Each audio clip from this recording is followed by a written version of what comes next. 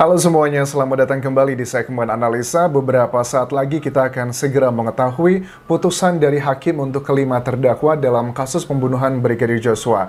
Saat ini adalah posisi yang sangat genting dan juga sangat mengerikan. Karena apa? Dengan melihat pola ataupun pattern dari awal sampai sekarang, strategi yang dipakai oleh Ferdy Sambo dan juga Putri Chandrawati untuk meyakinkan, kalau yang pertama, untuk meyakinkan anggota Polri ada 97 anggota Polri yang terkena obstruction of justice, dan juga sampai Kapolri pun diyakinkan dengan Ferdy Sambo, yakni adalah dengan cara menangis. Banyaklah kita sudah mendengarkan testimoni dari para saksi yang mengatakan nggak mungkin seorang jenderal bintang 2 itu menangis sampai seperti itu kalau itu bukanlah peristiwa yang sebenarnya. Menangis, kata-kata yang harus kita garis bawahi. Begitupun juga sama dengan Putri Chandrawati. Dari awal mengatakan bahwa saya itu menangis, traumatik, takut, dan sebagainya. Yang kita garis bawahi adalah menangis. Apakah itu berhasil atau tidak? Jelas itu sangat berhasil. Karena apa? Karena ada sekitar 97 anggota Polri yang terkena obstruction of justice. Mereka termakan oleh mungkin ancaman atau mungkin iming-iming, tetapi dengan tangisan tersebut membuat mereka lebih luluh meyakinkan. Ini yang ditakutkan juga masyarakat pada saat Yang Mulia Hakim mendengarkan kesaksian dari Putri Chandrawati. Dia menangis berkali-kali, sedu-sedan, walaupun kita tidak percaya dengan tangisan tersebut. Tetapi jujur, pada saat aku melihat di persidangan Putri Chandrawati menangis, di hati kecilku juga merasa ada rasa iba dan kasihan. Karena kita manusia biasa, kita bukan psikopat. Kita manusia yang masih memiliki rasa empati. Aku yakin masyarakat juga ada rasa kasihan seperti itu. Tetapi selalu aku bilang, jangan kita lihat adalah gaya atau cara menyampaikan keterangan dari setiap terdakwa. Tetapi kita lihat adalah kontennya atau isinya. Berkali-kali di video sebelumnya aku sudah mengatakan hal tersebut agar kita bisa meminimalisir menggunakan perasaan. Kita gunakan adalah logika. Nah, ini adalah pentingnya. Mudah-mudahan apakah hakim juga melihat media massa, Anjas? Aku yakin hakim pasti melihat media massa. Ya, di Indonesia itu suka tidak suka, no viral, no justice, itu masih terus berlaku. Semakin banyak masyarakat yang melihat, mengomentari, mengkritisi, aku yakin juga akan semakin lebih hati-hati pada saat petugas hukum seperti hakim konteksnya saat ini untuk memutuskan putusan nanti. Karena ada banyak kasus di Indonesia sebenarnya yang harusnya kasus tersebut bisa mendapatkan hukuman maksimal, tetapi karena ada drama-drama seperti ini di persidangan, itu yang membuat keyakinan hakim agak sedikit tergoyahkan, ada rasa manusiawi dan tidak mendapatkan hukuman yang maksimal. Ingat ya, Brigadir Joshua itu sudah meninggal dunia. Itu yang sudah real, itu adalah faktanya. Walaupun masih banyak perdebatan tentang banyak isu dalam persidangan ini.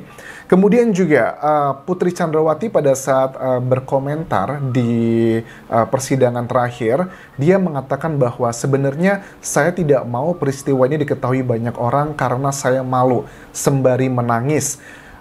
Kalau korban, jujur ya, aku melihat dari karakteristiknya seorang Putri Chandrawati, kan dia juga hadir di persidangan bukan cuma sekali dua kali. Kita sudah mengawal kasus ini dalam persidangan saja, itu sudah hampir 3 bulan teman-teman ya. Dalam persidangan kita bisa melihat Putri Chandrawati dandannya beberapa kali sebagai saksi itu terlihat cantik, terlihat strong, terlihat kuat, bahkan terlihat konsentrasi, mencatat poin-poin yang mungkin akan diberikan ke kuasa hukum untuk terus dilakukan penggalian lebih dalam. Artinya ada tingkat kesadaran tinggi yang dilakukan oleh Putri Chandrawati untuk membuat hukumannya itu lebih ringan. Itu adalah banyak fakta di persidangan kita lihat seperti itu.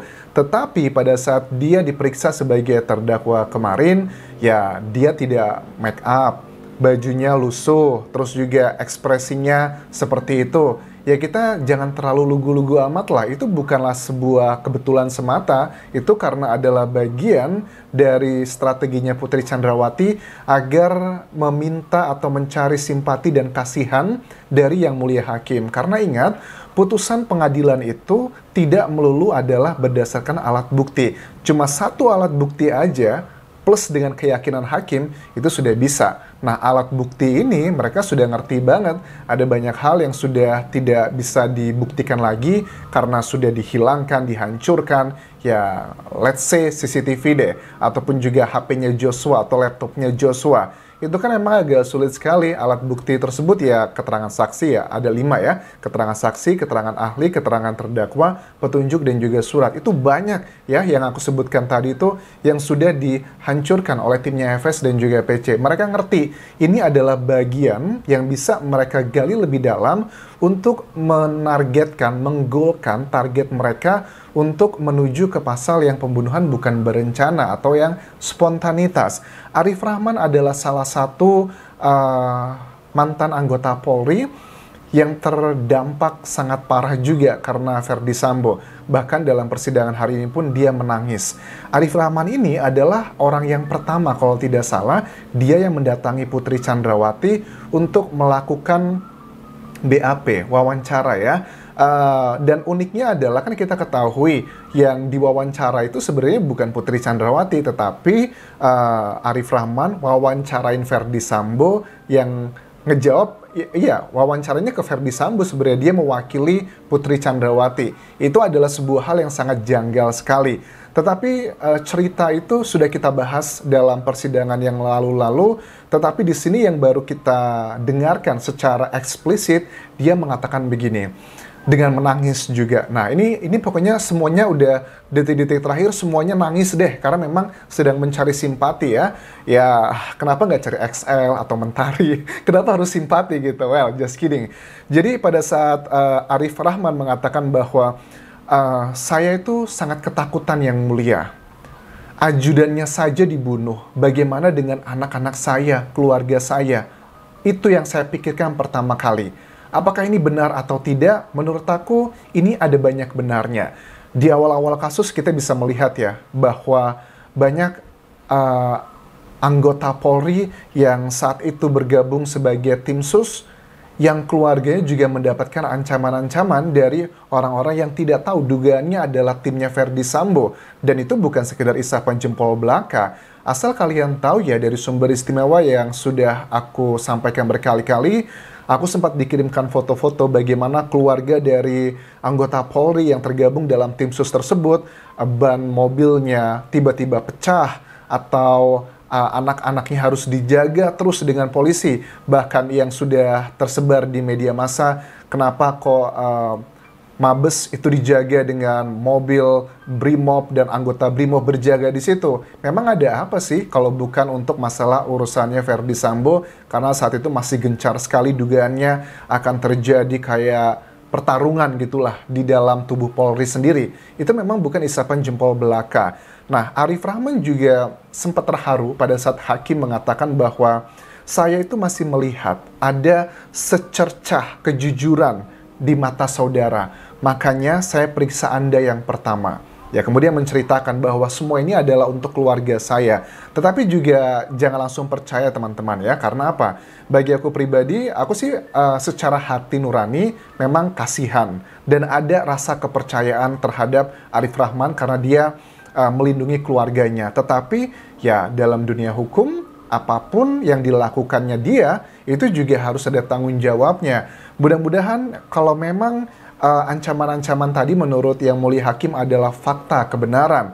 Kalau menurut aku sih fakta dan juga kebenaran bisa dilihat dari anggota yang lainnya. Harusnya memang Arif Rahman tuh mendapatkan keringanan yang banyak.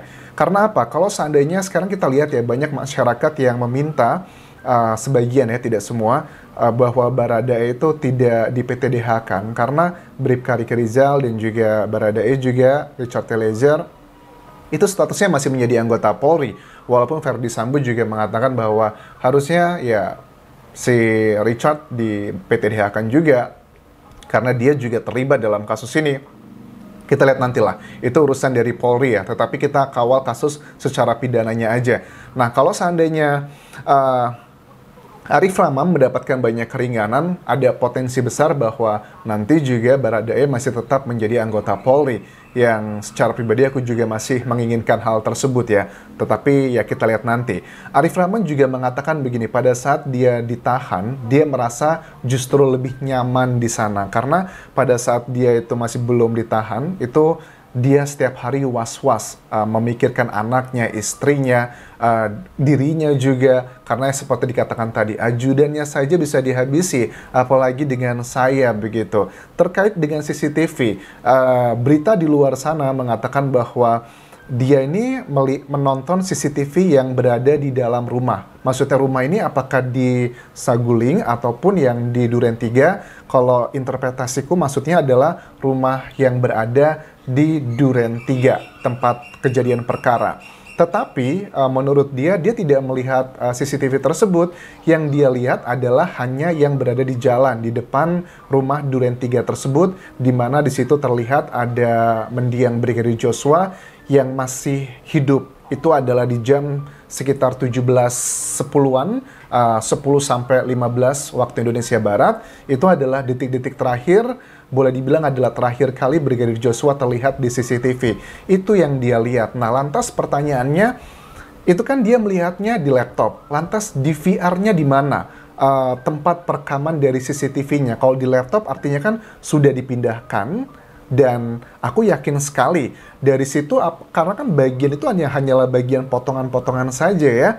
Apakah sebelum Brigadir Joshua itu mau masuk ke rumah Duren 3 tersebut di TKP, lokasi TKP, ada siapa yang keluar yang manggil atau ada aktivitas apa? Itu bisa menjadi petunjuk yang sangat kuat lagi sebenarnya apa yang terjadi, penyebab sebenarnya dari pembunuhan Brigadir Joshua ini, motifnya apa? Kalau dibilang adalah masalah perkausan versi dari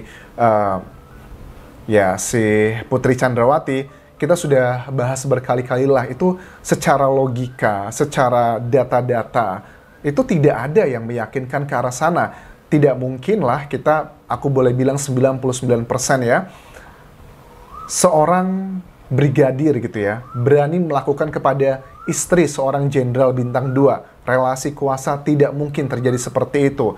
Kedua, katanya kan dibanting 3 kali itu Putri Chandrawati. Kita lihat ya, ada banyak kejadian KDRT gitu, ditampar sedikit atau tonjok dikit aja udah berdarah kemana-mana. Apa kabar Putri Chandrawati kalau dibanting 3 kali? Bisa aja pas dibanting pertama tengkurap, nah itu kan kena mukanya atau ke belakang sebagainya. Kan nggak mungkin banting 3 kali hanya di posisi yang sama, itu juga tidak masuk akal. Itu adalah yang kedua. Yang ketiga, kenapa tidak dibawa ke rumah sakit? Apa nggak takut kena penyakit PMS, penyakit menular seksual, atau terkena HIV, atau terkena apapun gitu, atau bahkan kehamilan? Apa tidak takut? Apa karena selama ini sudah tidak melakukan hubungan lagi dengan Verdi Sambo, jadi ya aman-aman aja lah begitu? Atau jangan-jangan sebenarnya tidak ada peristiwa itu, tetapi dugaannya masih banyak juga masyarakat yang percaya memang ini adalah kayak Putri Chandrawati itu yang ngebet gitu, pengen sama Brigadir Joshua. Dia justru yang memaksa Brigadir Joshua.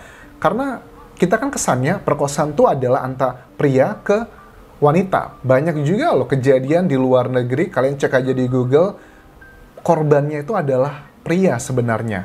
Dan justru pria yang malu melaporkannya karena ada stigma-stigma dari masyarakat. Kalau dikatakan Putri Chandrawati tidak melakukan visum karena dia malu dan sebagainya, tidak cocok dengan profilnya Putri Chandrawati. Profilnya Putri Chandrawati itu adalah kalau dia teraniaya, orang yang terperkosa seperti itu, dia pasti akan berteriak, dia ngerti, dia cerdas bagaimana memperjuangkan haknya. Kita lihat ada banyak kasus-kasus seperti itu, perempuan yang mendapatkan kekerasan, mereka speak up, mereka berani menantang, mengatakan A, B, C, dan D di media massa. Mereka berani, sudah banyak perempuan-perempuan yang mengatakan apa yang telah dialaminya dalam kasus seperti ini.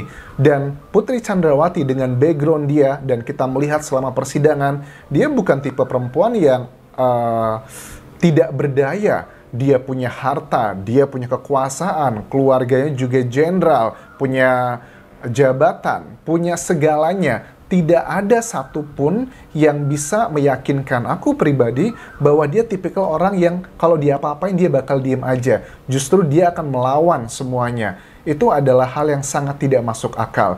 Jadi teman-teman, terus kita kawal kasus ini karena ini adalah bagian yang sangat penting. Jangan sampai hakim teryakinkan dengan tangisan-tangisan dengan pola yang sama. Dari awal nangis untuk meyakinkan orang-orang, oknum-oknum yang masuk dalam obstruction of justice. Jangan sampai hakim juga teryakinkan dengan pola yang sudah kita baca. Ya kita bisa lihatlah salah satu juga yang Pak Ferdy Sambo juga memeluk siapa ini Irjen Fadil Imron ya, juga sama kan dipeluk menangis untuk meyakinkan begitu.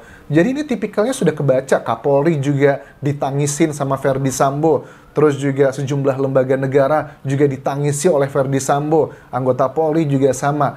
Itu pun juga dilakukan oleh Putri Chandrawati. Jadi polanya sudah ketahuan. Mudah-mudahan hakim tidak terpengaruh atau tidak termakan dengan strategi yang dilakukan oleh timnya Putri Chandrawati dan juga Ferdy Sambo. Terima kasih sudah menonton. Sampai ketemu lagi di video berikutnya. Tinggalkan like dan juga komen, serta subscribe channel YouTube ini, juga follow Instagram dan Facebook page Kode Anjasa Asmara. Sampai jumpa.